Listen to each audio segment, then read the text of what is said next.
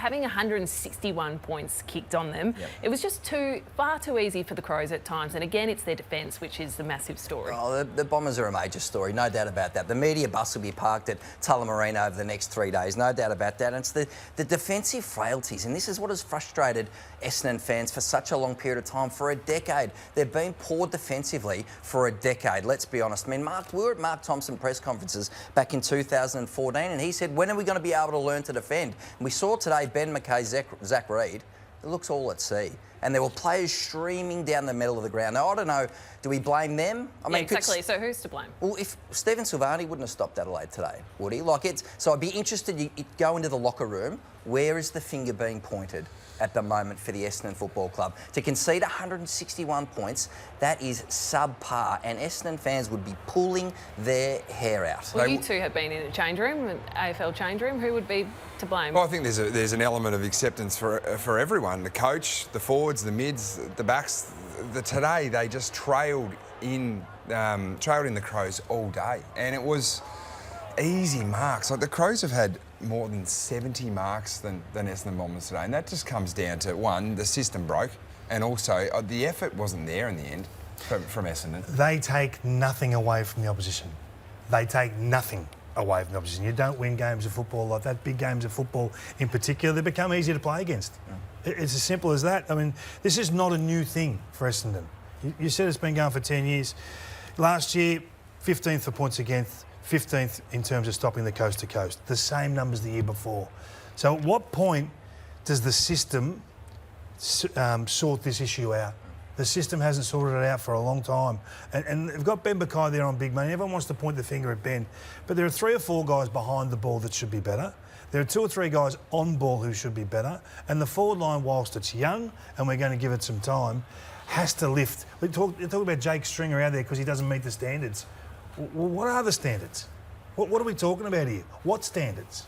They fluctuate wildly. So you're putting a little bit of blame on the coach now, there was mass curiosity when his contract was extended a week or so. They looked loose, they looked disorganised defensively. It was a bloodbath back there, and I think it's interesting. I mean, 2 weeks ago, Brad Scott, we see him there. I mean, he's a respected person in football. His contract was extended 2 weeks ago for another year. He's already signed up to 2026. Then he gets the bump to 2027. And Essendon fans go, hang on, we didn't see this. This has come out of the blue. Do you know what that's telling me? That's saying that the Essendon Football Club does not rate its own list. They know the pain, right? They made 9 list changes last year. I think the 3rd most over the past 3 years. They had some high draft picks. I think they're not sure whether they're any good. They're backing in their coach, the Essendon Football Club. They're saying the list has got the flaws. Mate, you can sit back and blame the list, right? 25 goals they conceded. Yeah. There are poorer lists in the competition than that are not conceding anywhere near that amount. I won't have that it's all the list. It's too easy a cop-out. It's the list. We're buying time. Okay, what are you doing about it? Why have you got Ben McKay if it's the list? Why are you jumping ahead in the program of the rebuild or the reset? I won't wear that. But how, Kingy?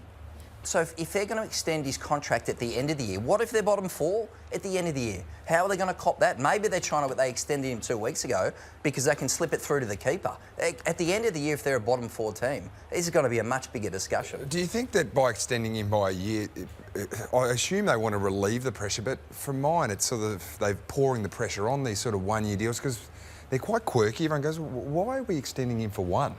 If he's our man, why now? Commit to him.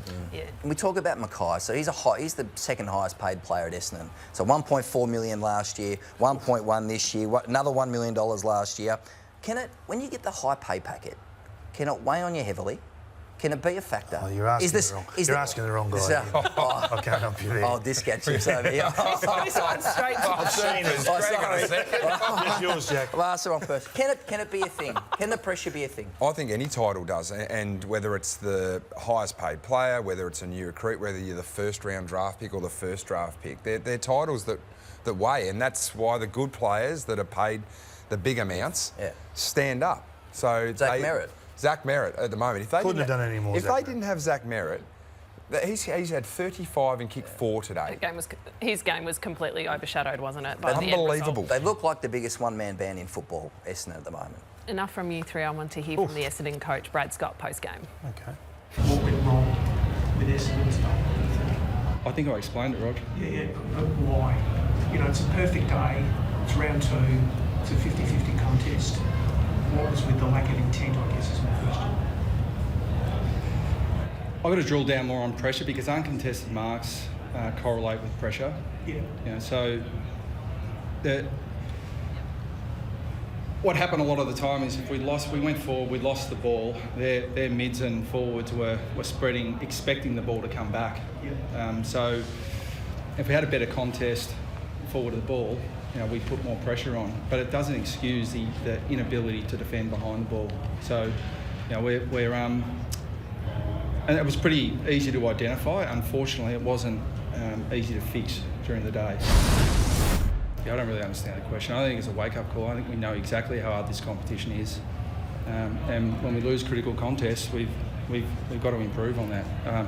No, we don't need a wake-up call at all. We're well aware of how hard this game is. Ooh. Definitely not as optimistic as he was following last week's performance. Let's get into it a little bit more detail. Dylan Shiel is one player you wanted to highlight tonight. Yeah, I think Ben Mackay's wearing a lot at the moment. Yes. And down back, they've got a couple of senior core players that I don't think are going to last as defenders. I don't think Dylan Shiel will be playing half-back anymore for the Bombers. This sort of action here, he's fearful of a contest at the moment. He's won 10 contested possessions in 2 weeks. So he's not going to win it back for you. He's not going to fight the fight for you. And then by foot, he's just not skillful enough at the moment. He looks rattled. He's not guarding an opponent at stoppage. We showed at half-time today what was going wrong there. So I think by design, they've set this up themselves. So it's easy to point the finger. This guy's played over 200 games of foot. He's 32 years of age. This was the last chance to learn at half-back. They got a 5-day break for the game against Port Adelaide on Thursday night. That's a quick turnaround. They're going to need fresh legs. Are you playing him? Are you dropping him? No, you can't. If you talk about standards for 6 months, you can't live with this. I'd rather play a kid there and see him try and make a go of it, or even fail, but learn. This guy's 32. He should be showing you the way. He shouldn't be a correction piece. What are your thoughts, Jack, and particularly on the Bombers' defence? Yeah, look, I think the minus 70 marks and the way they let Adelaide just run around them today was damning from an Essendon point of view behind the ball. And some of it does come on Ben Mackay, who is the big back down there. But this is just one bit of play from today, and just trailing the Crows in. And even here, Rankin gets trailed in, goes past. Missed tackles at the moment. Hobbs came in, easy push off there. You can see Mackay there. There's 2v1 to Essendon behind the ball there. And I don't know how 2 Essendon players end up being behind the lead up from the Adelaide Crows there.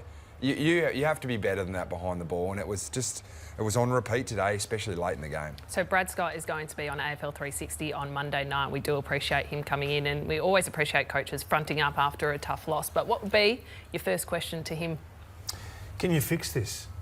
Can you fix the defensive flaws that this club has had for so long that are still front of centre and front of mind? When Essendon fans go to the footy, they're fearful of what the opposition will do to them. What would you be asking, Joe? Oh, I'd wonder whether the system's working.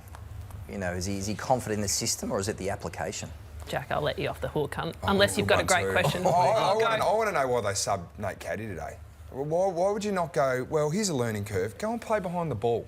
And go and play on Tex Walker, who's kicked over 600 goals, and learn how to play on a big key forward so that maybe you might learn something.